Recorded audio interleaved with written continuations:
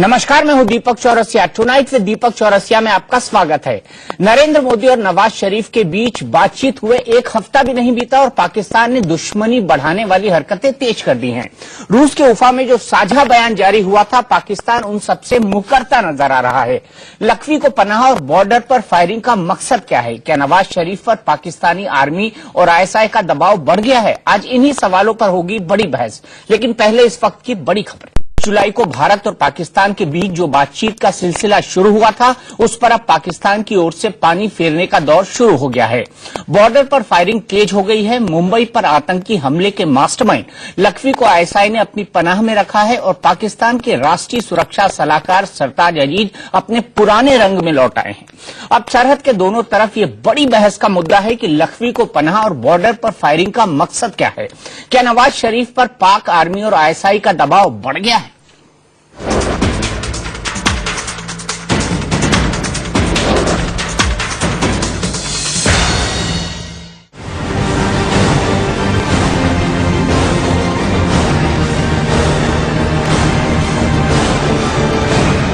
प्रधानमंत्री नरेंद्र मोदी और नवाज शरीफ की मुलाकात को अभी एक हफ्ता नहीं बीता कि पाकिस्तान की तरफ से माहौल बिगाड़ने वाली हरकतों का दौर शुरू हो गया।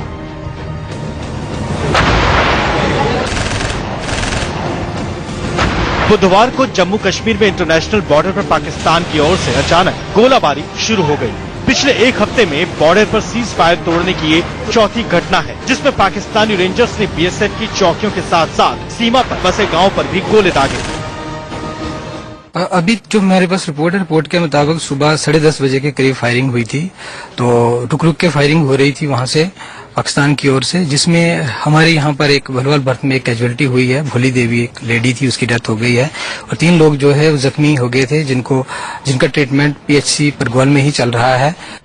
रूस के उफा में मोदी और नवाज शरीफ की बातचीत में तय हुआ था कि बीएसएफ और पाक रेंजर्स के डायरेक्टर जनरल के बीच मीटिंग होगी ताकि सीमा पर शांति रहे। फिर सीमा पर बेवजह गोले बरसाकर पाकिस्तान क्या दिखाना चाहता है? हमारा मौका बड़ा वाज़ेह है कि जब तक कश्मीर उस डायलॉग प्रोसेस में शामिल नहीं होगा, पानी का मसला शामिल नहीं होगा, तो डायलॉग का कोई फायदा नहीं। मोदी और नवाज शरीफ की मुलाकात में ये भी तय हुआ था कि पाकिस्तान 26/11 के आतंकी हमले के मास्टरमाइंड जकीउर रहमान लखवी की आवाज का नमूना देगा और लखवी के खिलाफ ट्रायल जल्द से जल्द पूरा करेगा। लेकिन लखवी के मामले में भी पाकिस्तान अपनी बात से मुकरने लगा है। पाकिस्तान में कानून की आड़ लेकर लखवी का वॉइस सैंपल देने से इनकार करने की भूमिका बनाई जा चुकी है। भारतीय खुफिया एजेंसियों का कहना है कि लखवी इन दिनों लाहौर में है और उसे आईएसआई ने अपने एक सुरक्षित ठिकाने में रखा है। लखवी का ये ठिकाना लाहौर के बाहरी इलाके में है, जहाँ किसी को भी ताक झांक करने की इजाजत नहीं है। सादे कपड़े में पाकिस्तानी आर्मी के कमांडो लखवी की सुरक्षा में तैनात हैं। लखवी की बीवी भी उसके साथ रह रही है। लखवी आईएसआई के साथ ही पाक आर्मी के अफसरों के भी संपर्क में है। ये तो हमें मान के चलना चाहिए कि लखवी को पाकिस्तानी सरकार कभी भी कन्विक्ट नहीं करेगी। क्यों नहीं कन्विक्ट करेगी? क्योंकि जो कुछ हुआ मुंबई में, उसके पीछे आईएसआई का हाथ है। लखवी लश्कर ए तैयबा का ऑपरेशनल कमांडर रहा है।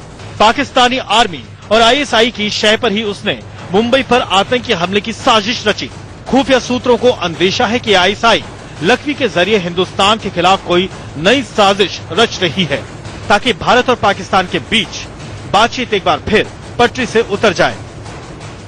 26/11 के गुनहगार को किस तरह बचाना चाहती है?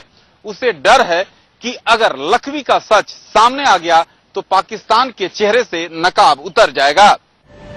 उधर पाकिस्तान के राष्ट्रीय सुरक्षा सलाहकार सरताज अजीज ने भी पाकिस्तान लौटते ही कश्मीर का राग अलापना शुरू कर दिया। लखवी से लेकर बॉर्डर पर अचानक तेज हुई फायरिंग तक पर पाकिस्तान की सरकार खामोश है, जिससे ये सवाल खड़ा हो गया है कि क्या पाक आर्मी और आईएसआई ने नवाज शरीफ पर दबाव बढ़ा दिया है? आखिर लखवी को पनाह देने और सीमा पर फायरिंग का मकसद क्या है? जम्मू में अजय जांझार के साथ राकेश कुमार सिंह, दिल्ली, इंडिया न्यूज। तो बड़ा सवाल, क्या नवाज शरीफ दबाव में आ गए हैं? नवाज शरीफ के सामने 3 रोड ब्लॉक हैं। पहला रोड ब्लॉक उनके सामने है वो है कट्टरपंथियों का, चरमपंथियों का। जो दूसरा रोड ब्लॉक है वो है वहां की अपोजिशन पार्टियों का, जो नवाज शरीफ को काम करने देना नहीं चाहती। जो तीसरा रोड ब्लॉक है वो है आईएसआई और आर्मी का। ये तीनों खिलाफत कर रही हैं इस वक्त सरकार की, क्योंकि जो अंडरस्टैंडिंग उन्होंने की है भारत के साथ और जिस तरह से वो बातचीत को आगे बढ़ाना चाहते हैं वो कतई पसंद नहीं आ रहा इन तीनों जमातों को, इन तीनों पंथों को। इसी पर हम बात करेंगे। पाकिस्तान के साथ हमारा पैनल जुड़ेगा कुछ ही देर में, लेकिन भारत में हमारे साथ जो पैनल मौजूद हैं उसमें भारतीय जनता पार्टी के राष्ट्रीय प्रवक्ता श्रीकांत शर्मा जी, जो कि नेशनल सेक्रेटरी है भारतीय जनता पार्टी के, वो हमारे साथ जुड़े हुए हैं। कांग्रेस की स्पोक्स पर्सन प्रियंका चतुर्वेदी जी जुड़ी हुई हैं। शिवशंकर मुखर्जी जी, जो कि एक्स डिप्लोमेट हैं, वो हमारे साथ जुड़े हुए हैं। और साथ ही brigadier retired BD Mishra ji, जो कि डिफेंस एक्सपर्ट है, वो हमारे साथ जुड़े हुए हैं। शुरुआत श्रीकांत जी के साथ करूंगा। श्रीकांत जी, सबसे पहला सवाल, भारत एक अच्छे मन से गया, भारत ने पहल की, लेकिन सरताज अजीज का पाकिस्तान पहुंचते यही बयान कि हम तो कश्मीर पर ही बात करेंगे, हम पानी पर ही बात करेंगे, और उसके साथ जिस तरह की फायरिंग सीमा पर होने लगती है, आपको कुछ डाउट लगता है पाकिस्तान की नियत में?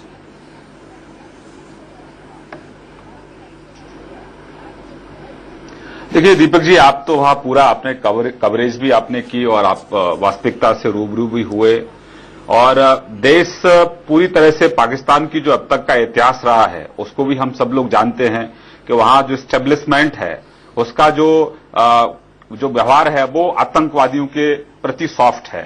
वहां किस तरह से आतंकवादी गतिविधियां होती हैं, किस तरीके से वहां उसामा बिन लादेन पाया जाता है, तो वो पाकिस्तान का एक इतिहास है। लगातार वहां कट्टरपंथियों का बोलबाला है और आर्मी का और आईएसआई का उन सबको समर्थन भी प्राप्त रहता है।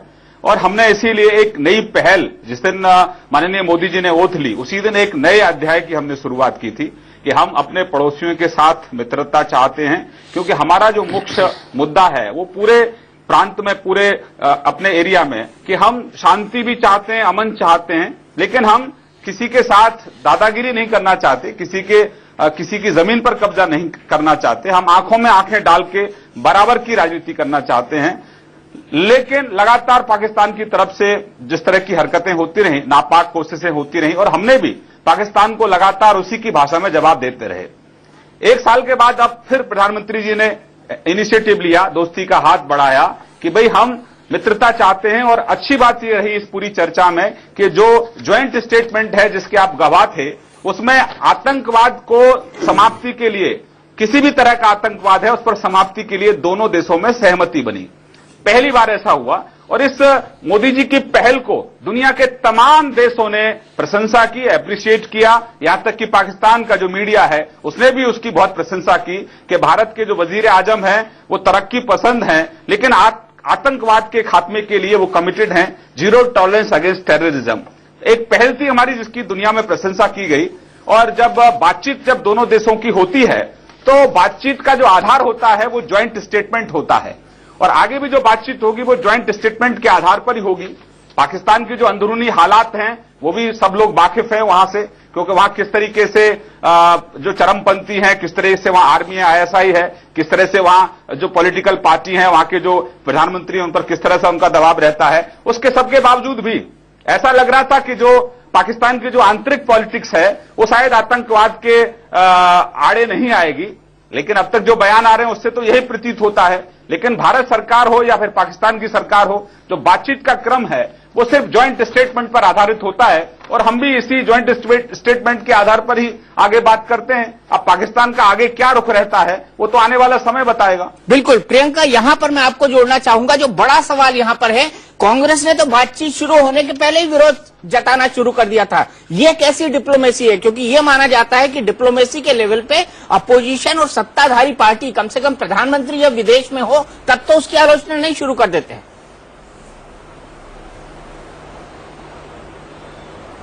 देखिए ऐसा है, अगर प्रधानमंत्री, जैसे आप पूर्व कह रहे हैं कि जो ऑपोजिशन पार्टी होती है उनको ये ध्यान में रखना चाहिए कि प्रधानमंत्री विदेश में हैं और उस बेसिस पे अटैक करना चाहिए। प्रधानमंत्री का भी एक अधिकार बनता है, एक मैं कहूंगी एक जिम्मेदारी बनती है कि जब वो फॉरेन लैंड में हो तो जो प्रीवियस गवर्नमेंट है उनके बारे में उल्टी सीधी बात ना करें, जो उन्होंने हर ट्रिप में की है, हर यात्रा में की है। तो हमें हमारा धर्म याद कराने की जरूरत नहीं है, वो भी अपना धर्म याद करें तो बहुत अच्छा है। दूसरी रही बात पाकिस्तान की, श्रीकांत शर्मा जी बहुत सारी बात कर रहे थे और मैं एक्सपेक्ट करूंगी कि जब मैं जवाब दूं वो इसमें बीच में ना आए। मैं कहूंगी 1 साल पहले हमें पूरा परिपेक्ष देखना चाहिए। जब यूपीए के अंदर में हमारी जब पाकिस्तान से बातचीत हुई, भारतीय जनता पार्टी ने हमेशा उसको लेकर आक्रामकता दिखाई और उसको डिफेंड किया और हर तरीके से उस पे हम पे इल्जाम लगाए गए। आपने जब वोटर्स के पास गए थे, आपने 56 इंच की छाती जैसी बात कही थी, आपने कहा था ईंट का जवाब पत्थर से, जब गोलीबारी चल रही होगी तो बातचीत नहीं हो सकती, इस तरीके की बातें की थी, वादे किए थे जिस आधार पे आपको आपके वोट मिले थे। आपने आते ही सबसे पहले नवाज शरीफ को इनवाइट किया, दोस्ती का हाथ आपने बढ़ाया। उस समय पे भी गोलाबारी चल रही थी, उसके बाद भी हमने शॉल सारी डिप्लोमेसी देखी, फिर भी हमने गोलाबारी देखी, हमारे जवानों पे अटैक होता रहा, हम लोग सहते रहे। अब आप गए, पहले आप काठमांडू गए, काठमांडू में आपने किसी तरीके की बातचीत नहीं की, foreign secretary level talks call of किए, टेरर बोर्ड की बीच में बात आई, जो आपने ना ही मुद्दा उठाया पाकिस्तान के साथ, पर आपने अपनी 56 इंच के बारे में बहुत बात की। अब यहाँ पे आप आते हैं, आप रशिया में उनसे मुलाकात करते हैं, आप पहले पहल करते हैं। मैं प्रधानमंत्री जी से पूछना चाहती हूँ, इस 1 साल में ऐसा क्या क्या उन्होंने बदलाव देखा पाकिस्तान को लेकर कि उन्होंने दोस्ती का हाथ आगे बढ़ाया। अब आपने एक ज्वाइंट स्टेटमेंट किया है, ज्वाइंट स्टेटमेंट पहुंचते ही पाकिस्तान में रिएक्शन हमें सबको सुनाई दे रहे हैं, किस तरीके के रिएक्शन आ रहे हैं। तो मैं प्रधानमंत्री जी से और भारतीय जनता पार्टी से पूछना चाहूंगी, जिस तरीके की फ्लिप फ्लॉप पॉलिसी हमने देखी है, कभी दोस्ती का हाथ, कभी दुश्मनी की बात, और मेरे ख्याल से राठौड़ साहब ने तो ये भी कहा था कि हम लोग एनिमी नेशन में जाकर अपने चूजिंग पे, समय की चूजिंग पे, डेट के हिसाब से हम उन पे अटैक करेंगे। इस तरीके की बातचीत के बाद आप जाकर मीटिंग करते हैं, कितनी भी आप बात कर लें, आपकी एक हिपोक्रेसी दर्शाती है और आपका एक लैक ऑफ अंडरस्टैंडिंग दिखाता है कि आप पाकिस्तान को किस तरीके से हैंडल करेंगे। अच्छा, मैं प्रियंका आपके पास आऊंगा, श्रीकांत जी के पास भी आऊंगा, क्योंकि अब हमको सीधे जुड़ना है पाकिस्तान से और मुझे लगता है कि हमको यहां पर एकजुटता बनाए रखनी होगी। पीजे मीर साहब मेरे साथ जुड़ गए हैं। पीजे मीर साहब, आप अपने पैनल से तारुफ कराएं। उससे पहले मैं आपसे ये जानना चाहता हूं, आप हमेशा कहते थे बातचीत होनी चाहिए, भारत ने पहल की, दोनों तरफ से, दोनों की सहमति से ज्वाइंट स्टेटमेंट पढ़ा गया। अब उस ज्वाइंट स्टेटमेंट पे सरताज अजीज साहब बम लगाने की तैयारी क्यों कर रहे हैं? अब उस ज्वाइंट स्टेटमेंट पे सरताज अजीज साहब बम लगाने की तैयारी क्यों कर रहे हैं? दीपक, वेलकम टू पाकिस्तान। और मेरे साथ हैं ब्रिगेडियर नादिर मीर और मेरे राइट साइड पे हैं जस्टिस रिटायर्ड शब्बर रिजवी और उनके साथ हैं फ्रॉम द पाकिस्तान पीपल्स पार्टी शौकत बसरा साहब। ये जो आपने एक क्वेश्चन रेज किया है, देखें, हिंदुस्तान हाथ बढ़ाए या पाकिस्तान हाथ बढ़ाए, दोनों का मकसद यही है कि हम एक पीस के रास्ते पे जाएं। अब ये पीस के रास्ते के ऊपर हम देखते हैं कि ये जो पॉलिटिकल हॉकरिंग जो शुरू हो जाती है दोनों साइड से, मैं कहूंगा I think this has to stop. Because अगर आप भी वहां से एक प्रोवोकेटिव एक स्टेटमेंट देंगे, पाकिस्तान से भी आएगी, तो आपका जो डिरेलमेंट है वो इमीडिएट एक इफेक्टिवनेस पे आ जाएगी। तो आपने सरताज अजीज साहब की बात की है, सरताज अजीज साहब ने कोई ऐसी बात नहीं की है कि बॉम्ब्स होंगे और ये होंगे। हम ब्लेम करते हैं हिंदुस्तान को कि वो प्रोवोकेशन कर रहे हैं लाइन ऑफ कंट्रोल की, हिंदुस्तान ब्लेम करता है पाकिस्तान को। I think this has to stop. अगर हमने आगे बढ़ना है और हमारे पास कोई, आप कह लें, there are no two ways about it for the safety, security and betterment of the region, तो I think we have to move on rather के हम पुराने मुद्दे लेके आ जाएं, आप पुराने मुद्दे लेके आ जाएं। I think let bygones be bygones and move on.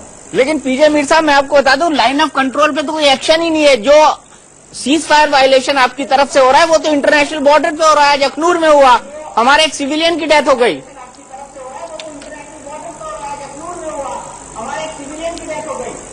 देखें ना, ये इसका जवाब ब्रिगेडियर नादिर जरा आप दें। चाहे ये मीडिया पे हो, चाहे ये बॉर्डर पे हो, it is the Indian press and the Indian media जो एक हाइप क्रिएट कर देते हैं। अभी जब एससीओ पे मीटिंग हुई है और उसके बाद which is the first step, आगे जाने का शुरू हुआ और एकदम इंडिया से ये जलगार आई पाकिस्तान को डिमोनाइज करने की वंस अगेन। जब एससीओ पे मीटिंग हुई है और उसके बाद which is the first step, आगे जाने का शुरू हुआ और एकदम इंडिया से ये जलगार आई पाकिस्तान को डिमोनाइज करने की वंस अगेन।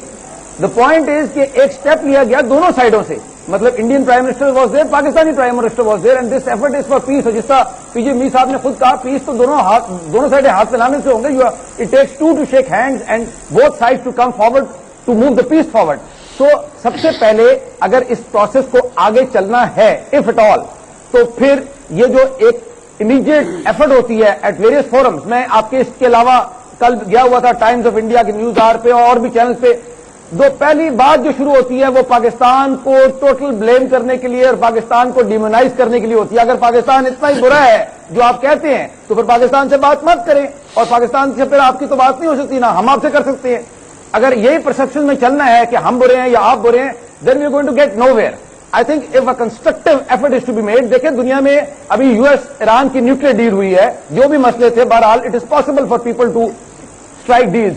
एससीओ में रशिया, चाइना और जहां पाकिस्तान, इंडिया भी गए हैं, तो peace is possible, but to have peace you have to solve problems. And ये जो एफर्ट है ना टू ब्रिंकमैनशिप या वन अपशिप की जी इंडिया अच्छा है पाकिस्तान बुरा है, इसका तो पीस नहीं होगी। नहीं, नादिर मीर साहब, एक मिनट, पहला सवाल हो रही है, नादिर मीर साहब 100% अश्योर्ड उसमें इंडिया का हाथ है, that India has to stop. देखिए एक जॉइंट स्टेटमेंट हुआ, जॉइंट स्टेटमेंट में कश्मीर का जिक्र नहीं था, ये था कि सभी कंट्रोवर्शियल मुद्दों पे आगे बढ़ेंगे, उसमें पानी का जिक्र नहीं था। क्या जरूरत थी सरदार अजीज साहब को जाकर कि कश्मीर भी बोलते पाकिस्तान में, पानी भी बोलते। हमारे यहाँ अजीत डोभाल साहब ने ना कश्मीर बोला ना पानी बोला। बहुत अच्छी बात होती कि दोनों ऐसे एनएसए बैठते और इस बात को उठाते और इस बात के सॉल्यूशन की तरफ आगे बढ़ते। मुझे बताइए पब्लिक स्टेटमेंट देने की क्या जरूरत थी, और उससे एक दिन पहले डिफेंस मिनिस्टर को क्या बोलने की जरूरत थी कि हम परमाणु बम गिरा देंगे।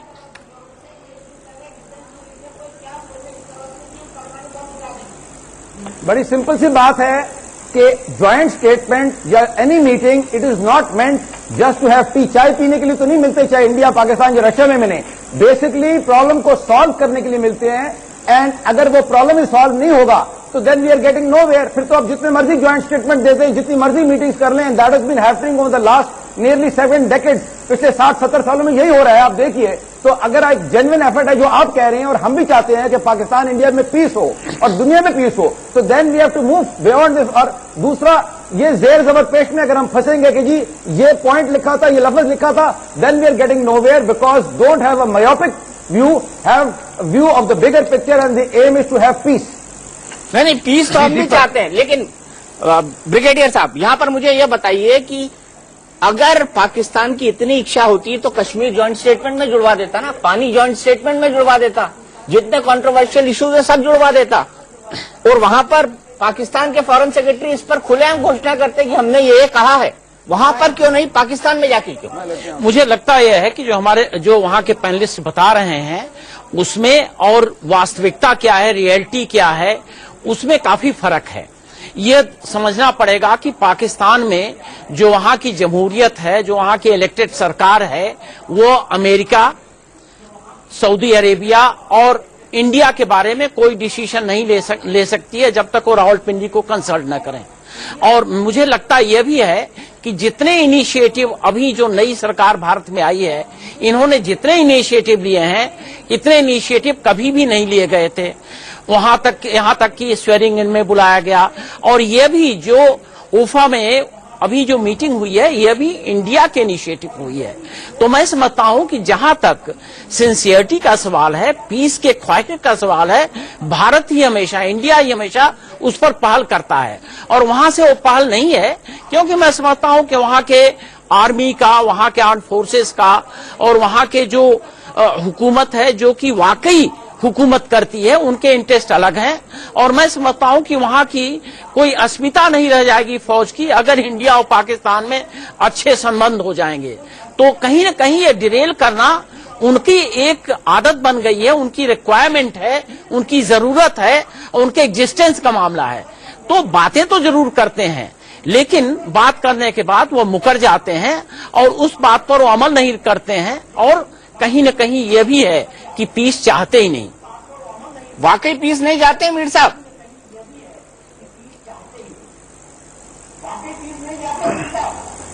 ये दीपक, ये इस चीज को, ये जो अभी हमारे पैनलिस्ट ने इंडिया से बताया है, यही चीज है कि जो एक दूसरे को हमें दूर लेके जाती है, एक नेगेटिव एटीट्यूड, एक टोटली आप कह लें कि जहां हमने एक पॉजिटिव पे जाना है, आप एक पॉजिटिव नोट से शुरू होते हैं और ये साहब आते हैं और कहते हैं हम चाहते ही नहीं है। जैसे ब्रिगेडियर साहब ने कहा है, ये ताली दो हाथ से बजती है, दो हाथ से बजेगी और बजनी चाहिए। हमने इस एटीट्यूड को लेकर चलना है। अगर हम इसी को यही डिसमिस कर देंगे कि नहीं जी हम चाहते ही नहीं है, तो then why are we talking, what are we going to get out of this? क्यों जी शौकत बसरा साहब? आप सही कह रहे हैं। एटीट्यूड तो आप कह रहे हैं कि होना चाहिए, लेकिन हो नहीं रहा है, दिखाई नहीं पड़ रहा है। और 14 अगस्त 1947 से लेकर के आज तक नहीं दिखाई पड़ रहा है। जंगें हो चुकी हैं, 3-3, 4-4 जंगें हो चुकी हैं। जवाब दे लेने।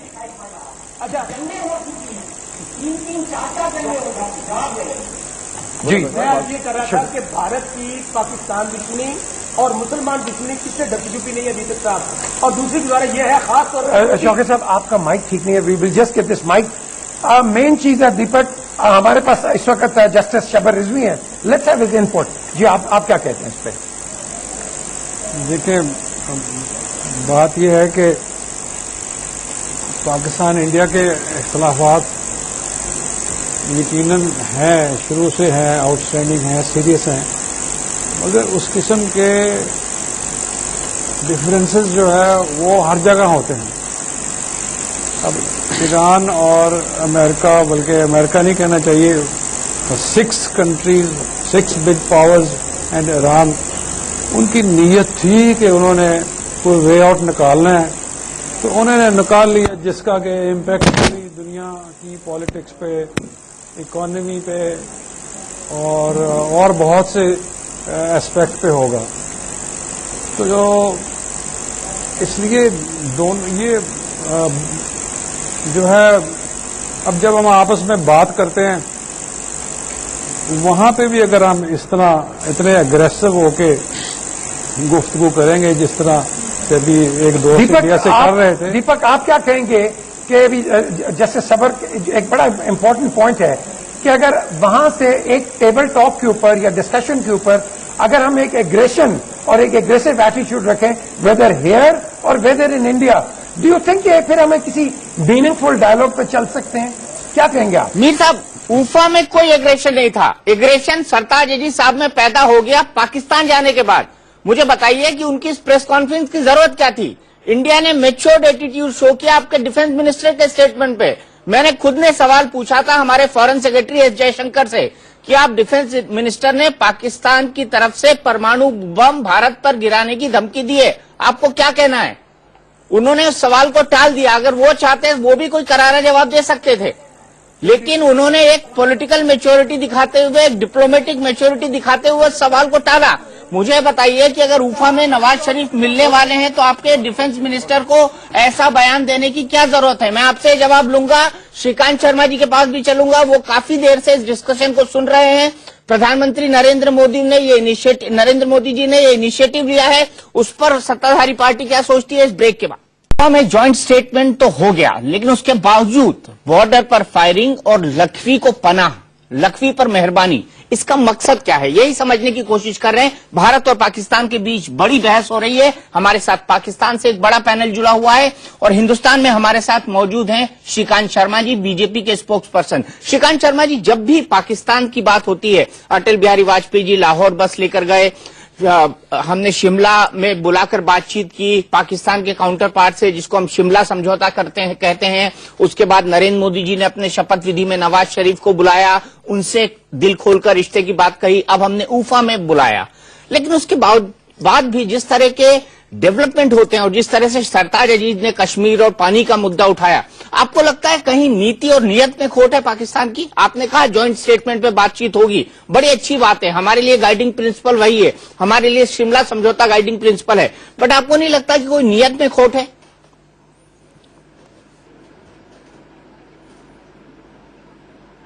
दीपक जी, अगर लंबे समय से आप देखें तो गवर्नमेंट ऑफ इंडिया की जो इंटेंशन रही है पाकिस्तान को लेकर एकदम स्पष्ट है। हमारी नीति भी स्पष्ट है पाकिस्तान को लेकर और हमारी नीयत भी स्पष्ट है। लेकिन लगातार जब अगर इतिहास की हम बात करें तो इतिहास में हमें हमेशा से निराशा हमारे हाथ लगी है।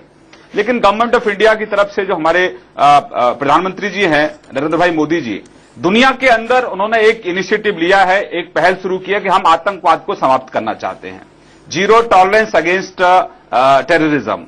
यूएन में भी अगर उनके भाषण को आप देखें, मंत्री जी हैं नरेंद्र भाई मोदी जी, दुनिया के अंदर उन्होंने एक इनिशिएटिव लिया है, एक पहल शुरू की है कि हम आतंकवाद को समाप्त करना चाहते हैं, जीरो टॉलरेंस अगेंस्ट टेररिज्म।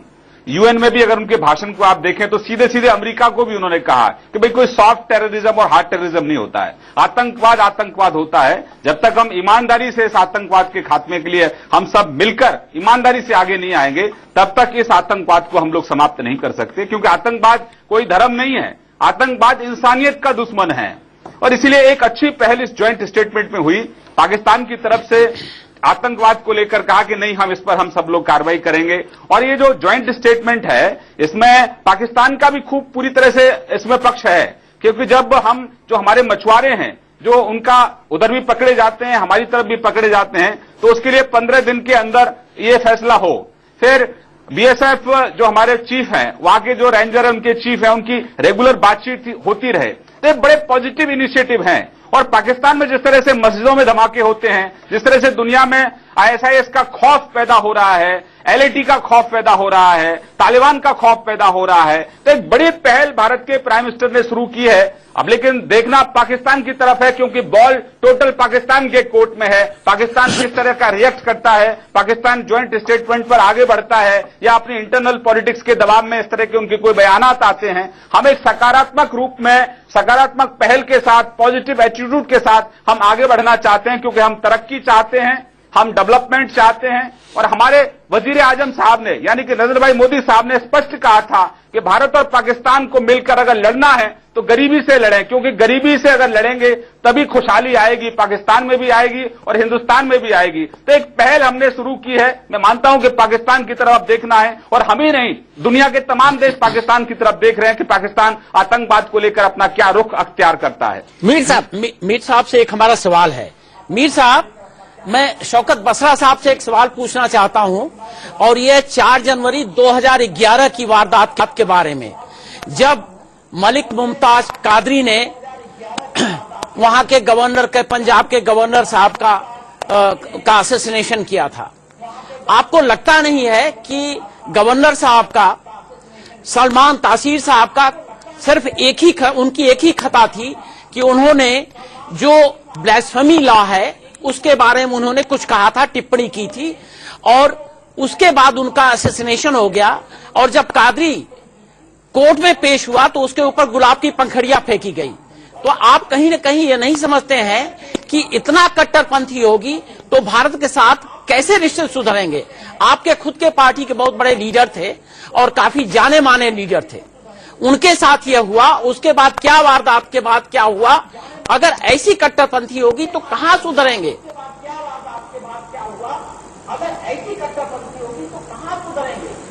दीपक साहब, मुझे तो आपके सवाल की समझ नहीं आई कि जो बात हमारे दरमियान आपके चल रही है, ये तो हर मुल्क के अंदर, आपके भारत के अंदर, मुझे बताइए क्या नहीं होता? वहां पे मुसलमानों को जिंदा जला दिया गया, वहां पर बाबरी मस्जिद को शहीद कर दिया गया। ये एक वाकया हुआ, ऐसे वाकयात होते रहते हैं पूरी दुनिया के अंदर। बसरा साहब, लेकिन मुझे हमारे यहाँ मुसलमान यह कहते हैं कि अगर मुसलमान होना है तो हिंदुस्तान में मुसलमान। दीपक साहब सुन तो ले, और सुनो मेरी बात भाई। अब आपका, चूंकि अब आपका हम चेहरा दिखाने लगे हैं तो अब शो डालना शुरू कर देंगे। गुजारिश सिर्फ इतनी है कि भारत जो कि बगल में छुरी और मुंह में राम राम वाला तरीका अपनाए हुए ना, हमें आज गुस्सा आप पे कम है, हमें गुस्सा अपने वजीर आजम पर बहुत ज्यादा है कि यार शहीद जुल्फकार अली भुट्टो ने तख्ता चूम लिया, शहादत ले ली, एटम बम बनाया, हमने किसी और के लिए नहीं है। ये मिसाइल टेक्नोलॉजी हमने किसी और के नहीं ली, ये आपके करतूतों की वजह से लिए। मैं आपको बात बता दूं, आ गया असलियत पे, आ गए असलियत पे, और पानी का मसला सेटल नहीं शौकत होता। बसरा साहब आ गए असलियत पे, सुन ले, आ गए असलियत पे, आ गए असलियत पे, आ गए असलियत पे। लग रहा है मुझे एलईटी का कोई प्रवक्ता बैठा हुआ है। 35 मिनट का आ गए असलियत पे। नहीं मानते जब तक कश्मीर का मसला सेटल नहीं होगा, जब तक पानी का मसला सेटल नहीं होगा, हमारे मुज़ाकरात नहीं हो सकते। हमारे वजीर आजम को आपके प्रवक्ता को काय को बैठा रखा है? हमारे वजीर आजम ने प्रवक्ता किसने बैठा रखा है? मोदी सरकार प्रवक्ता इसको हटाओ यहाँ से। कश्मीर की बात कि जाते हैं। आप बताएं ना, जितने आतंकवादी हैं हमारे पानी हो रही है, जहाँ बातचीत पीस की हो रही है, मीर साहब, जहाँ आतंकवादी मीर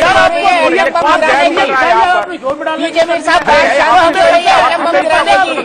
मेरा सवाल आपसे, एक सेकंड, आप पाकिस्तान को वो पाकिस्तान मत समझना। मीर साहब, बात शांति की हो रही थी, एटम बम गिराने की। Deepak, I think let's get back on track. Shivshankar Mukherjee साहब, जिस मुद्दे पे बात बात ये आपकी करतूतें ऐसी हैं, पाकिस्तान को आप मत लेने को बता रहा हूँ। एक second, please tell your panelist to keep quiet for a moment. I am taking your point, the point you made के आगे टू मूव फॉरवर्ड। ये जिस मुद्दे पे बात शुरू हुई थी, the talks in Ufa and the joint statement, उसी पे सिर्फ मैं बात करूंगा। ये तू मैं की बात मैं बाकियों के लिए छोड़ देता हूं। देखिए, जॉइंट्स, ये डायलॉग में फिट्स एंड स्टार्ट्स जो आते हैं, that is a normal thing, इससे निराशा नहीं होनी चाहिए। इंडिया और पाकिस्तान के जो हॉस्टाइल रिलेशंस रहे हैं, दैट इज अ रियलिटी। उसमें cancellation of talks, reinstatement of talks, ये up and down business, it's not, इसको एक इनसरमाउंटेबल रोड ब्लॉक नहीं समझना चाहिए। Every effort should be made. मैं इंडियन रिप्रेजेंटेटिव होते हुए पाकिस्तान के खिलाफ जो भी बोलूंगा, लेकिन पाकिस्तान का रिप्रेजेंटेटिव हो या इंडिया का हो, कोई भी कमबख्त ये नहीं कहेगा कि बातचीत बिल्कुल बंद होके कांस्टेंट हॉस्टिलिटी ही होनी चाहिए। इस पे there are no two opinions. सिर्फ इंडियन साइड का मैं डिप्लोमेटिकली जो हमारा पोजीशन है उसको मैं 1 मिनट में एक्सप्लेन कर देता हूं, which you will not agree with. I am just representing the Indian point, that's all. Number 1, dialogue, both sides have committed themselves to dialogue. दोनों तरफ पहली बार नहीं, काफी बार डायलॉग हुए हैं, ठीक तरह नहीं चले हैं, बंद हो गए हैं, फिर शुरुआत हुई है।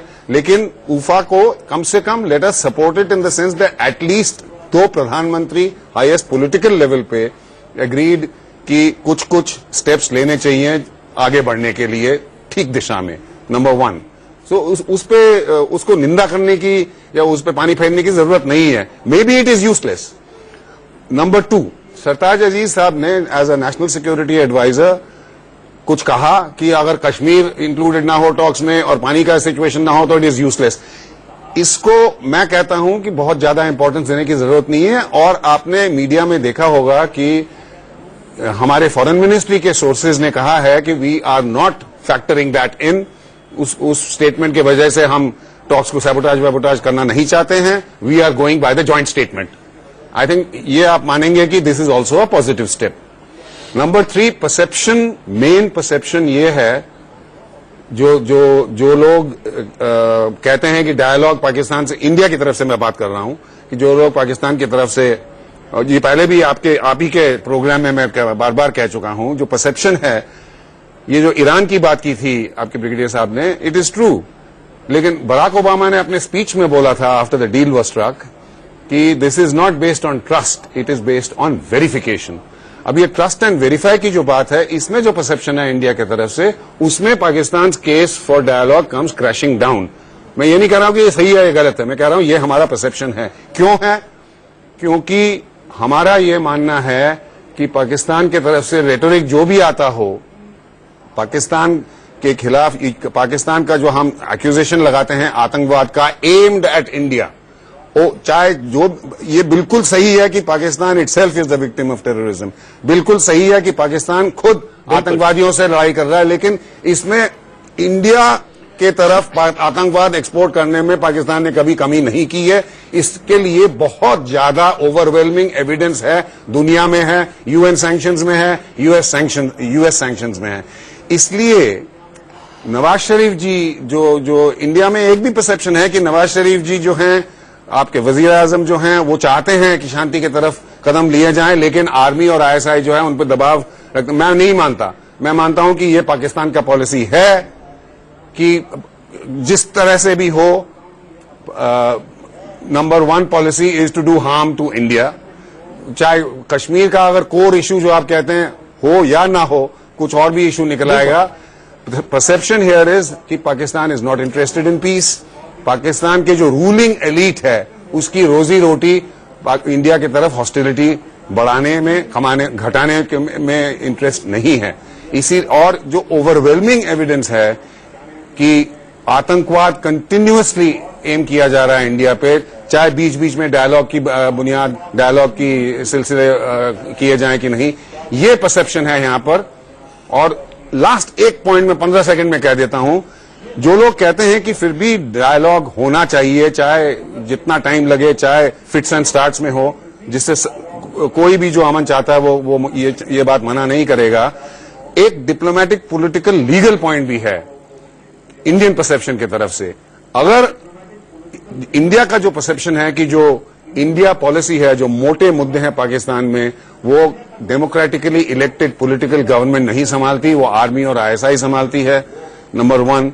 उसके साथ एक लीगल प्रॉब्लम खड़ा हो जाता है कि अगर हम डायलॉग शुरू करें तो we must have that dialogue with the democratically elected government of Pakistan. और किससे बात करेंगे? बिल्कुल, बिल्कुल। We cannot talk with the army. Legally is not possible because on paper the ruler of Pakistan is the democratically elected prime minister and his government. Mir साहब, मैं आपके पास आऊंगा, आपके जवाब की बेहद जरूरत है, लेकिन मुझे रुकना होगा एक ब्रेक के लिए। स्टेटमेंट के बाद लखवी को पनाह और बॉर्डर पर फायरिंग, पाकिस्तान का इंटेंट क्या है, उसकी नीयत क्या है, इसी पर हमारी बड़ी बहस चल रही है भारत और पाकिस्तान के बीच। सीधे चलता हूं पीजे मीर साहब के पास। पीजे मीर साहब, रिटायर्ड जस्टिस रिजवी साहब हमारे साथ मौजूद है। मैं उनसे एक सवाल पूछना चाहता हूं, लखवी का सच क्या है? क्यों एक मोस्ट वांटेड आतंकवादी के वॉइस सैंपल लेने के लिए 2 प्रधानमंत्रियों को इन्वॉल्व होना पड़ता है, शिखर वार्ता करनी पड़ती है, और आखिरकार पाकिस्तान के जुडिशियल प्रोसेस में ऐसी क्या कमी है कि इतने सालों बाद भी उस पर केस नहीं चल पा रहा है? जस्टिस रिजवी से मेरा सवाल है।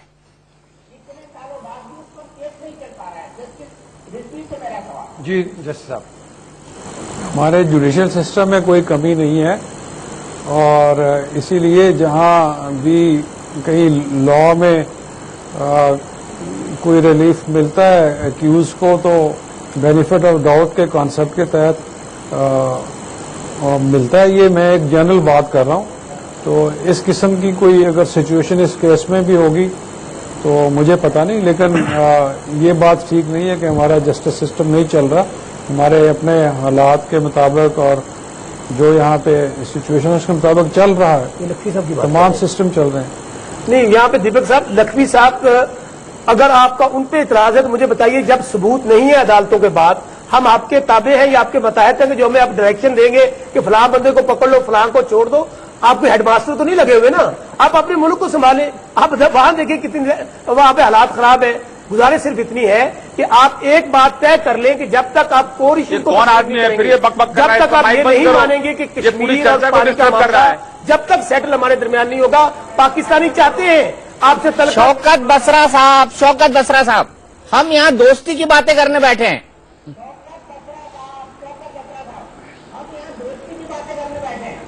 एक सवाल उठता है आपके पैनलिस्ट से, दो पूछिए मीर साहब, दो पूछिए। ये आगे बात चले जी, this is not how we speak on television.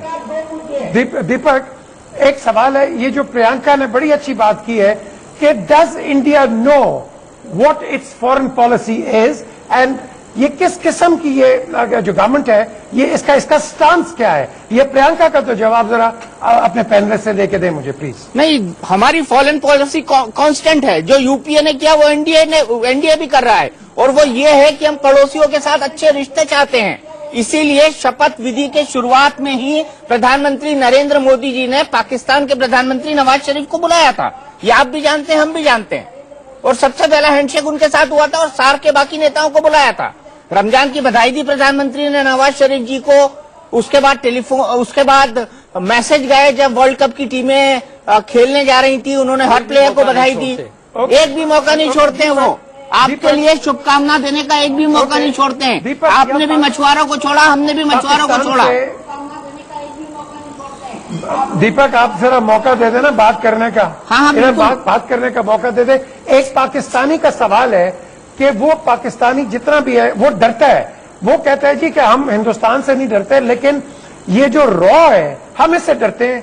हमारे फॉर्मर इंटीरियर मिनिस्टर के पास प्रूफ है, उन्होंने चैलेंज किया है कि भाई ये रॉ का ये रोल रहा है, और ये रॉ मिसलीड कर रही है इंडियन प्राइम मिनिस्टर को, इंडियन गवर्नमेंट को, कि इसका जो प्रोएक्टिव रोल है पाकिस्तान में बड़ा ही खतरनाक है और दोस्ती को दूर करा रहा है और दुश्मनी पे लेके जा रहा है। इस पे आपके पैनलिस्ट क्या कहेंगे? मीर साहब, मेरा तो बड़ा सिंपल सा जवाब है इसका। वो ये है कि अगर आपके पास इतने सबूत थे तो ऊफा के अंदर ये डोजियर दे देते और आपके फॉरेन सेक्रेटरी बोल देते प्रेस ब्रीफिंग के अंदर, जॉइंट स्टेटमेंट के अंदर कि हमने रॉ के खिलाफ सबूत भारत को दिए हैं। बड़ा सिंपल सॉल्यूशन था इसका। जब मिलके बैठे हैं तो दिल खोल के बात करिए ना। टीवी चैनल पे बात करके क्या होगा? जैसे हमने बोला कि मुंबई ब्लास्ट को सबूत हमने दिए हैं। प्लीज इस पे एक्सपेंड मत कीजिए। इंटरनेशनल कम्युनिटी में ये जो आर्ग्यूमेंट्स आप प्रेजेंट कर रहे हैं ना, इसका कोई क्रेडिबिलिटी नहीं रह गया है। इंटरनेशनल कम्युनिटी में Pakistan perfidy, Pakistan state support for terrorism के इतने एविडेंस हैं। यूएन के सैंक्शंस आप पे नाम दिए गए के साथ लगाए गए हैं, यूएस सैंक्शंस लगाए गए हैं। Please don't expand on this. इस पे कोई क्रेडिबिलिटी नहीं है। ये हंसी की बात भी नहीं है, ये बहुत डेंजरस बात है। इसको डिफेंड करना, इंडिफेंसिबल को डिफेंड मत करिए। What is the basis of your credibility? What makes you more credible than us? There is not a single evidence in the entire international communities, every platform, एक भी सबूत नहीं है कि भारतवर्ष ने किसी भी देश पे या हमला किया हो या आतंकवाद सपोर्ट किया हो। पाकिस्तान को एक दूसरा नाम दे दिया गया है, टेररिस्तान। और इसीलिए जो टेररिज्म आपने नर्चर किया है, सांप के जैसे पाला है, वही आपको डंक रहा है। तो ये आर्ग्यूमेंट मत करिए। ये रॉ अगर आप मौका देंगे कोई नहीं सुनता। आगे चलेगा। चलिए मीर साहब आज के लिए इतना ही। एक आध दिन और बैठेंगे, फिर गुफ्तगू करेंगे। बहुत सारे मुद्दे हमारे पास बातचीत के, और हम यही चाहते हैं कि ज्वाइंट स्टेटमेंट की जो स्पिरिट है, ज्वाइंट स्टेटमेंट पे इतना वक्त खपाया है भारत और पाकिस्तान ने, इतनी ट्रैक टू डिप्लोमेसी हुई है, उसके आधार पर भारत और पाकिस्तान इस बातचीत को आगे बढ़ाएं। दोनों देशों में अमन शांति हो, दोनों देशों के अंदर बातचीत का माहौल आगे बढ़े, पीपल टू पीपल रिलेशन आगे बढ़े और दोनों देश गुर्बत से लड़ें, दोनों देश विकास के पथ पर आगे चलें। टुनाइट विद दीपक चौरसिया में आज इतना ही। इंडिया न्यूज पर खबरों का सिलसिला लगातार जारी है।